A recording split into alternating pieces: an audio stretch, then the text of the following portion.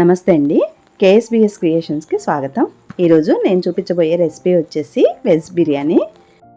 ఎటువంటి food colour వాడకుండా restaurant స్టైల్లో ఈ విధంగా ఒకసారి చేసి చూడండి. అంతేకాకుండా ఇది మంచి ప్రోటీన్తో కూడా చేస్తున్నానండి. ఒకసారి ఈ విధంగా చేసుకొని చూడండి, చాలా టేస్టీగా ఉంటుంది.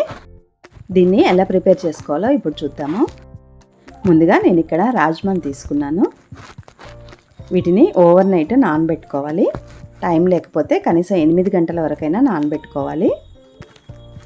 వీటిని ఒక కుక్కర్ గిన్నెలోకి వేసుకొని రుచికి తగినంతగా ఉప్పు వేసుకోవాలి. కొద్దిగా వేసుకుంటే సరిపోతుందండి. తర్వాత దీంట్లో తగినన్ని నీళ్లు పోసుకొని మూత పెట్టేసి ఉడికించుకోవాలి. వీటిని మరీ మెత్తగా ఉడికించుకోవద్దండి, ఒక 80% ఉడికించుకుంటే సరిపోతుంది. ఇప్పుడు ఒక 2 గ్లాసుల వరకు బాస్మతి రైస్ని తీసుకొని శుభ్రంగా కడిగేసి వాటర్ వేసి ఒక అరగంట సేపు నానబెట్టుకోవాలి. తర్వాత దీంట్లోకి కొన్ని బిర్యానీ దినుసులు, షాజీరా, అలాగే బిర్యానీ ఆకులు వేసుకొని కొద్దిగా నూనె వేసుకొని కొంచెం ఉప్పు కూడా వేసుకొని వీటిని ఉడికించుకోవాలి. ఇది కూడా ఒక 80% ఉడికితే సరిపోతుందండి, ఎక్కువ ఉడకాల్సిన అవసరం లేదు. నేను ఇక్కడ షాజీరా తర్వాత వేసానండి. షాజీరా కూడా కంపల్సరీ వేసుకోవాలి. అలాగే రాజ్మా చూడండి, ఈ విధంగా ఉడికితే సరిపోతుంది. ఇప్పుడు ఈ రాజ్మాని నీటి నుంచి సపరేట్ చేసి ఒక గిన్నెలోకి తీసి పక్కన పెట్టుకోవాలి. ఇప్పుడు స్టవ్ పై ఒక మందంగా ఉండే గిన్నెను పెట్టుకోవాలి. నేను ఇక్కడ కుక్కర్ గిన్నెను పెట్టుకున్నానండి. దాంట్లో ఆయిల్ వేసి వేడైన తర్వాత కొద్దిగా బిర్యానీ దినుసులు వేసుకోవాలి. లవంగం, చెక్క, యాలకులు, ఒక ఆకు వేసుకుంటే సరిపోతుంది. మనం ఆల్రెడీ ఉడికించే అన్నంలో వేసుకున్నాము, ఇక్కడ కొద్దిగా వేసుకుంటే సరిపోతుంది. తర్వాత సన్నగా పొడవుగా తరిగిన పచ్చిమిర్చిని అలాగే ఉల్లిపాయలను కూడా వేసి వేయించుకోవాలి.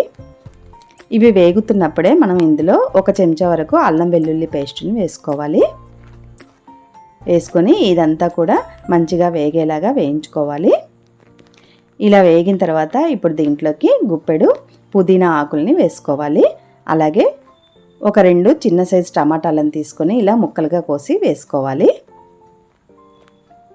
ఇవన్నీ ఒకసారి బాగా కలుపుకొని ఇందులోకి కొద్దిగా పసుపు, మనం అన్నానికి తగ్గట్టుగా ఉప్పు వేసుకోవాలి. ఆల్రెడీ కొంచెం రాజ్మాలో వేసుకున్నాము, అన్నం ఉడికించేటప్పుడు కూడా కొద్దిగా వేసుకున్నాము కాబట్టి దీనిలో కొద్దిగా వేసుకోవాలి. అలాగే 1 చెంచా కారం, 1 చెంచా ధనియాల పొడి, 1 చెంచా వేయించి పొడి చేసుకున్న జీలకర్ర పొడి, అలాగే 1 చెంచా గరం మసాలా వేసుకొని ఇదంతా ఒకసారి బాగా కలుపుకోవాలి. ఇలా కలుపుకొని కొద్దిగా నీళ్లు పోసుకోవాలి, ఇవన్నీ అడుగంటకుండా ఉండడానికి. మళ్ళీ ఒకసారి ఈ విధంగా కలుపుకొని ఒక 2 నిమిషాలు నూనె పైకి తేలేంత వరకు వీటిని ఉడికించుకోవాలి. ఈ టమాటాలు మగ్గేసరికి ఒకసారి అన్నం ఉడికిందో లేదో చూద్దాము. ఇక్కడ చూపిస్తున్నట్టు ఈ విధంగా ఒక 80% ఉడికితే సరిపోతుంది. ఇప్పుడు స్టవ్ ఆఫ్ చేసుకోవాలి. మనకి ఇక్కడ టమాటా కూడా ఉడికింది. మనం రాజ్మా ఉడికించుకున్నాం కదా, వాటిని ఇందులో వేసి ఒకసారి బాగా కలుపుకోవాలి.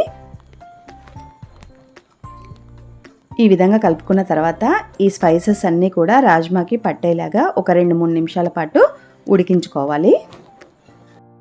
ఇప్పుడు ఈ ఉడికిన రాజ్మాని సగం వరకు ఒక బౌల్లోకి తీసి పక్కన పెట్టుకోవాలి. మిగిలిన దానిని గిన్నె మొత్తం ఇలా స్ప్రెడ్ చేసుకొని మనం ఉడికించి పెట్టుకున్న అన్నాన్ని ఇందులో లేయర్ కింద వేసుకోవాలి. ఇలా ఒక లేయర్ వేసిన తర్వాత మనం పక్కకు తీసి పెట్టుకున్న కర్రీని మళ్ళీ వేసుకోవాలి.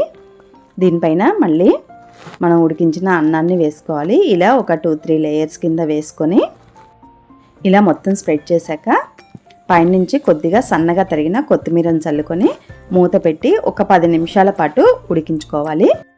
10 నిమిషాల తర్వాత మూత తీసి చూద్దాము ఒకసారి.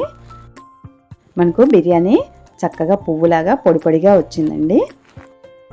అంతేకాదండి, మనం ఎటువంటి ఫుడ్ కలర్ వాడకుండా ఇక్కడ చాలా చక్కగా వచ్చింది కలర్ కూడా. ఈ విధంగా చేసుకున్నామంటే మనకి అచ్చం రెస్టారెంట్ స్టైల్లో వస్తుంది. ఇలా ఉంటే పిల్లలు కూడా చాలా ఇష్టంగా తింటారండి. దీనికోసం నేను ఇక్కడ షేర్వా చేశాను, అలాగే రైతా చేశాను. అంతేనండి. ఈ బిర్యానీ మీకు నచ్చినట్లయితే తప్పకుండా లైక్ చేయండి, షేర్ చేయండి, సబ్స్క్రైబ్ చేయండి. నా ఛానల్ని సపోర్ట్ చేయండి. Thank you.